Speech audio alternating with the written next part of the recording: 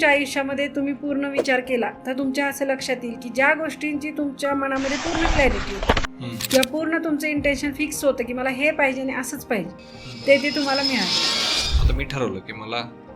याला हील करायचं, बरोबर, त्याचा निगेटिव्ह इम्पॅक्ट माझ्यावर नाही होत. आता परमेश्वराला जरी वाटलं की तुमच्या नशिबात आता बदल घडवायचा तर डायरेक्ट परमेश्वर येऊन तुमच्या समोर उभा राहणार आहे का?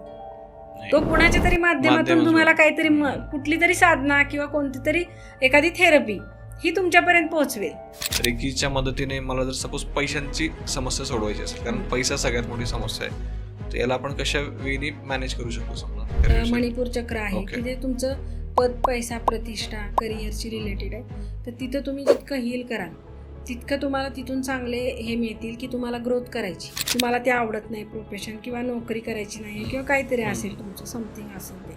तर ह्याच्याने काय होईल की रेकी केल्याने काय होईल, तुमचे इंटेन्शन क्लिअर आणि तुम्हाला तो योग्य तो मार्ग रेकी दाखवतो. आपण रेकी तर स्वतःला सेल्फ हिलिंग तर करू शकतोच, त्याचबरोबर तुमचं जे बिझनेसचं ठिकाण असेल, तुम्ही सेकंड लेवल जर केलेली असेल तर तुम्ही त्या एरियाची म्हणजे तुमच्या त्या शॉपची म्हणा किंवा तुमचं जे फॅक्टरी असेल तर त्याची ऊर्जा तुम्हाला कशी हवी आहे हे तुम्ही डिफाईन करू शकता